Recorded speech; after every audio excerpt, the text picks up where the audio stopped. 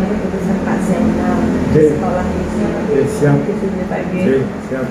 Pertanyaan nomor 1, bagaimana Bapak dapat mengidentifikasi kasus-kasus yang merupakan dilema etika atau juga moral, Pak? Oke, terima kasih. Memang di sekolah itu tidak terlepas dari suatu permasalahan, diantaranya juga permasalahan dari anak-anak dan juga moral. Biasanya kami lihat jenis kasusnya dulu ya. Jadi apakah masuk dalam rujukan moral atau mungkin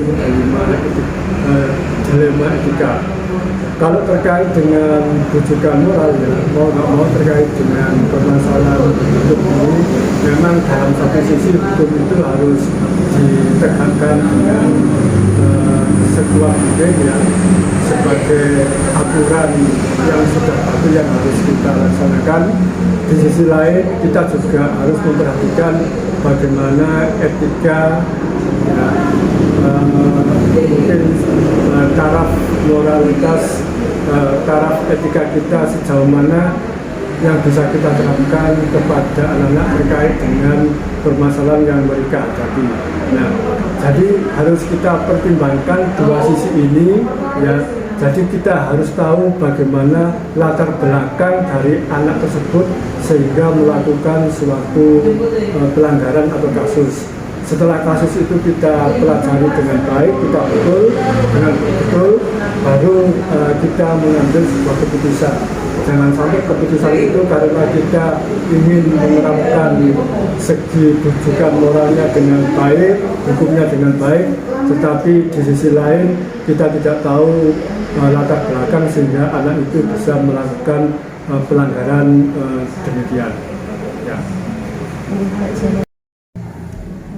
Baik Pak Bri, hal apa yang Bapak anggap efektif dalam pengambilan keputusan pada saat kasus-kasus dilema etika itu terjadi? Hal yang menjadi efektif bagi saya adalah komitmen bersama antara anak didik, orang tua, dan guru. Nah, ketika anak didik sudah melakukan satu komitmen dengan satu kesepakatan bersama, ketika dia melanggar maka dia akan melaksanakan konsekuensi. Begitu pula dengan orang tua, karena selama ini guru, orang tua dan masyarakat itu harus selaras dalam membimbing mendidik anak didik kita. Sehingga ketika tiga-tiganya jalan, maka akan terjadi satu keputusan yang berpihak kepada anak didik juga. Baik Pak, terima kasih. Apakah ada jadwal tertentu Pak dalam memberikan kebijakan-kebijakan pengambilan keputusan? Jadwal kami yang pertama kami memberikan satu kebebasan kepada para guru. Ketika kasus itu selesai diselesaikan di ranah waktu itu di kelas ya, mohon wali kelas bisa menyelesaikan dengan jelas. Tapi ketika kasus yang bersangkutan belum bisa dapat diselesaikan, maka kita akan konfirmasi dengan orang tua, dengan wali kelas, dan anaknya juga sebagai bentuk pengambilan keputusan dalam segala permasalahan. Tapi secara insidental. Ya. Apakah di sekolah ada program semacam pertemuan rutin dengan pas sekolah untuk berkeluh kesah kasus-kasus? Kami melaksanakan kombel setiap minggu. Itu di mana kombel itu dalam pelaksanaannya kami berharap teman-teman wali kelas ataupun guru bidang itu bisa refleksi terkait dengan kasus ataupun pembelajaran yang terjadi di kelasnya masing-masing. Berarti ada jadwal tertentu? Ya, seminggu sekali kita melaksanakan. Ada insiden. Adakah seseorang yang menjadi faktor yang mempermudah Bapak dalam mengambil keputusan saat kasus dilema etika itu terjadi, Pak?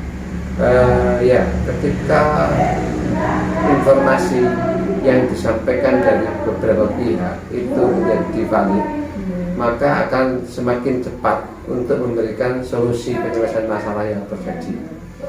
Sehingga ketika terjadi permasalahan, kita mengambil identifikasinya dari anaknya, dari temannya, dari gurunya, dan orang tuanya.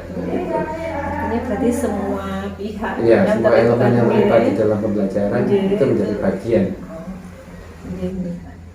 Terima kasih Pak Pri. Satu pertanyaan lagi, pembelajaran apa yang Bapak petik selama pengalaman sebagai kepala sekolah, selama mengambil kebijakan atau keputusan berbasis dengan IPK? Ya, oke.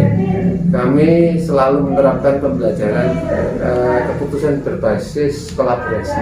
Di mana ketika kolaborasi itu dilaksanakan dengan benar, maka pelaksanaannya akan lebih mudah dibandingkan keputusan itu dari kepala sekolah. Nanti dengan kolaborasi akan semakin banyak keputusan-keputusan yang lebih disepakati bersama sehingga ringan untuk dilaksanakan seperti itu Pak. Ya. Baik Bapak, itu saja pertanyaan dari saya. Saya mengucapkan terima kasih sudah mengganggu waktunya Pak Pri. Semoga Pak Pri dalam memimpin nanti semakin sukses, bagi sekolahnya juga semakin berkembang dengan baik. Amin, amin. Terus Bu. Sama-sama. Bagaimana dalam juga mengidentifikasi kasus-kasus yang ada di sekolah, apakah kasus itu tergolong di luar etika ataupun juga moral. Ya, kasus di sekolah ya. Ya. Di dalam mengidentifikasi kasus-kasus yang merupakan dilema etika atau juga moral di sekolah, tentunya saya harus melakukan pengamatan. Harus melakukan pengamatan terlebih dahulu terhadap kasus yang terjadi. Dari sana, maka saya akan melakukan pengecekan, akan mengecek tentang kebenaran kasus tersebut. Nah, jika ternyata memang kasus itu salah, maka di sini saya akan melakukan cross check dan tentunya akan melakukan tindak lanjut. Namun tidak menutup kemungkinan jika permasalahan tersebut ternyata sama-sama benar, maka di sini akan kami musyawarahkan. Untuk yang pertama, pertanyaan berikutnya, bagaimana itu menentukan keputusan di sekolah, terutama untuk kasus-kasus di mana ada dua kepentingan yang sama-sama benar atau sama-sama mengandung kebijakan. Jadi ini ada kasus Dilema itu. Di dalam mengambil sebuah keputusan dalam hal ini, saya harus dengan mempertimbangkan hal-hal tentunya yang mana yang bisa diprioritaskan dan juga mengandung dasar hukum yang jelas dan kuat tentunya. Namun tetap kita mengedepankan pada musyawarah mufakat serta kekeluargaan. Itu dari semua pihak yang terlibat. Ya, ya. Baik, langkah-langkah atau prosedur seperti apa yang biasanya diambil dalam mengambil keputusan? Ya. Langkah-langkahnya yang pertama, saya akan mengambil keputusan tentunya dengan melihat mana yang lebih kita prioritaskan. Mana dari kasus tersebut yang mungkin kita katakan gawat seperti itu, maka hal itu yang harus kita prioritaskan dengan penuh pertimbangan tentunya, yaitu memperhatikan nilai-nilai dalam kehidupan. Dan yang ketiga yaitu dengan melihat tingkatan kasus yang kita temui. Jika kita akan menemui kasus yang berat dalam hal ini, maka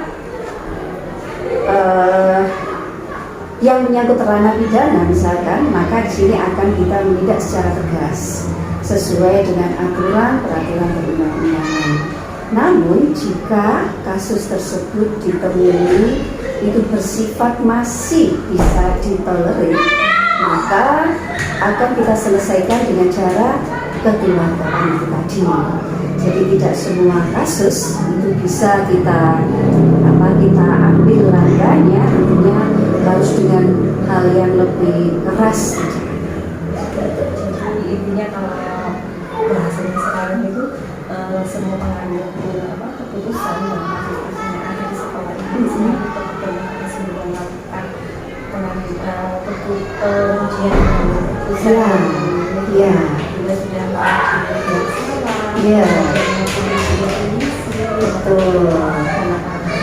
Jadi tidak asal bisa mengambil sebuah keputusan, tentunya semua kan ada dasar-dasarnya seperti itu. kemudian hal-hal apa saja yang selama ini merupakan tantangan dalam mengambil keputusan pada kasus-kasus di dalam etika yang sama-sama berlawan. Ya. Tentunya dalam hal ini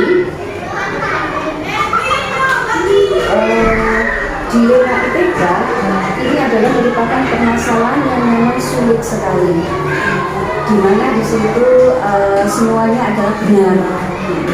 Maka langkah yang kami lakukan adalah kita kembalikan lagi kepada nilai-nilai yang mungkin saya pegang teguh dalam hal ini, yaitu aturan yang berlaku, serta di sini kita tidak lupa akan kepedulian kita terhadap sesama manusia juga harus tentunya kita pertimbangkan.